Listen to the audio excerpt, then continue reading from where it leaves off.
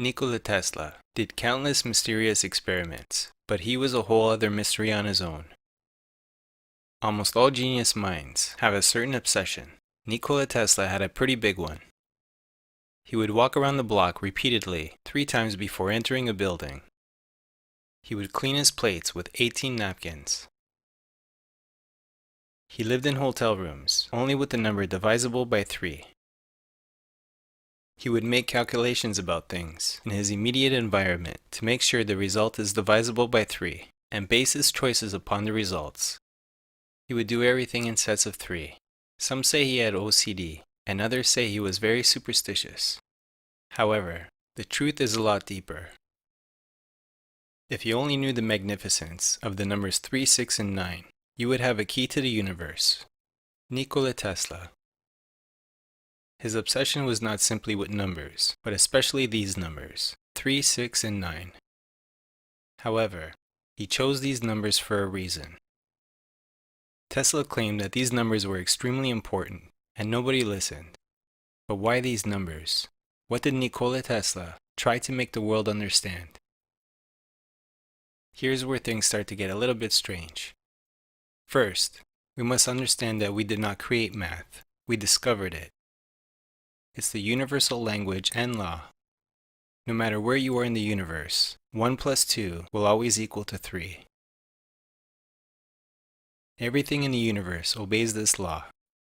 There are patterns that naturally occur in the universe, patterns we've discovered in life, galaxies, star formations, and almost all natural systems. Some of these patterns are the golden ratio and sacred geometry. One really important system that nature seems to obey is the power of 2 binary system. The power of 2 binary system, in which the pattern starts from 1 and continues by doubling the numbers. Cells and embryos develop following this sacred pattern: 1, 2, 4, 8, 16, and so on.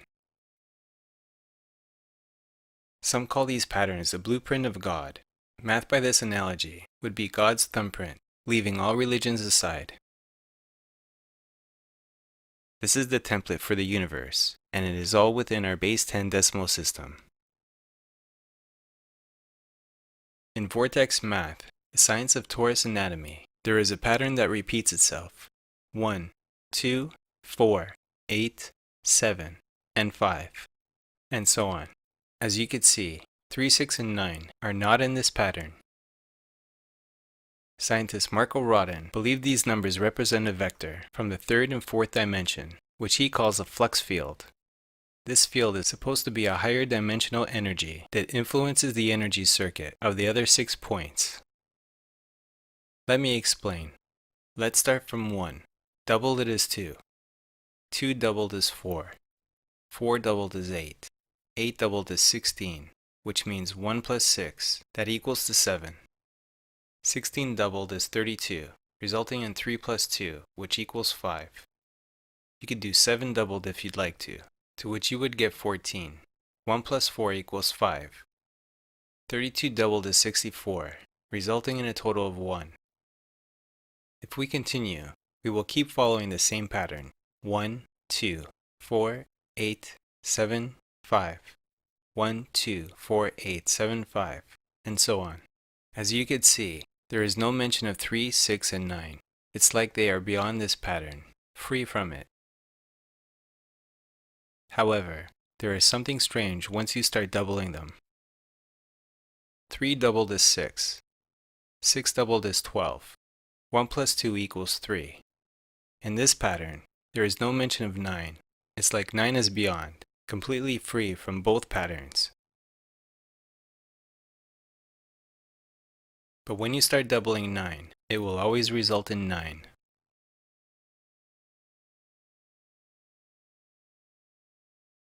Within vortex-based mathematics, numbers are not symbols that stand for something else. Numbers are real and alive. But what exactly does that mean, you ask? Well, Marco Rodin's final conclusion was that all intelligence comes from a person's name. This led him to understand that not only do our personal names and the language they are spoken in highly affect our personalities, but that the most important names are the names of God. This led Marco into a journey of thoroughly studying all the world's great religions, as everything he had read in both the Baha'i scriptures and other religious texts spoke of 9 being the omnipotent number. So next he drew out a circle with a 9 at the top and 1 through 8 around the circle clockwise. Then he discovered a very intriguing number system within this circle. Marco then knew he had stumbled upon something very profound. This circle with its hidden number sequence was a symbol of enlightenment. This is the mathematical fingerprint of God. Follow along as the amazing properties of this symbol unveil themselves to you. Put your pencil on the number 1, and without picking up your pencil, move your pencil in a straight line to number 2, then to number 4, then across the center to the number 8. Notice that you are doubling, so next should be 16, and it is, but 1 plus 6 equals 7, so move your pencil to 7. Then 16 doubled is 32, but 3 plus 2 equals 5, so move your pencil to 5. Then 32 doubled is 64, and 6 plus 4 equals 10, and 1 plus 0 equals 1. And now you're back at 1, so move the pencil across to the center and back up to 1. Notice the infinity symbol has formed underneath your pencil, creating an ever-repeating pattern of 1, 2, 4, 8, 7, 5. Amazingly, this number sequence stays intact as you have numbers as well. This is called the symbol of enlightenment. At this point, some of you might be thinking, what in the world do these number patterns have to do with the real-world applications? These number groupings piece together into a jigsaw-like puzzle pattern that perfectly demonstrates the way energy flows.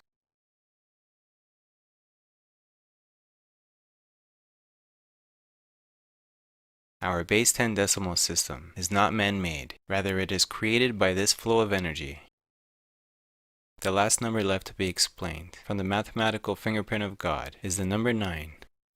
The number 9 is energy being manifested in a single moment event of occurrence in our physical world of creation.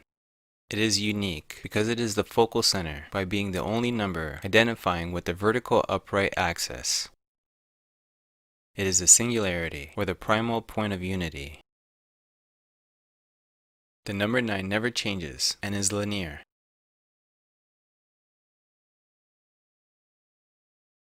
For example, all multiples of 9 equal 9. 9 times 1 equals 9. 9 times 2 equals 18. But 1 plus 8 equals 9. 9 times 3 equals 27. But 2 plus 7 equals 9. This is because it is emanating in a straight line from the center of mass out of the nucleus of every atom and from out of the singularity of a black hole. It is complete, revealing perfection, and has no parity because it always equals itself. The number 9 is the missing particle in the universe, known as dark matter. The number 9 lines up with the center of the infinity symbol, and it is from this center that the linear emanations we call spirit emanate from, the center of mass outwards. Spirit is the only thing in the universe that moves in a straight line. Spirit is the inertia, ether that Einstein postulated. Spirit is what makes everything else warp and curve around it. The perfect number patterns are actually created by this spirit energy. Without spirit, the universe would become destitute and void. Spirit flow is the source of all movement, as well as the source of the non-decaying spin of the electron.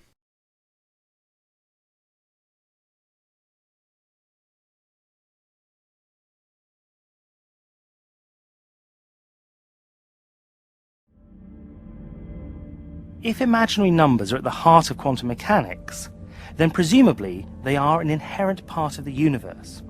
Or are they merely a mathematical construct? In other words, were imaginary numbers discovered or invented? Oh, well, that's the key question, one of the key questions in the philosophy of mathematics. Mathematicians don't like to admit it, but if you look back at the history of mathematics, a lot of important mathematics was developed because it seemed to be a pattern or a game that nature or God also plays, not just a game that one mathematician invented one Sunday afternoon when he had nothing to do.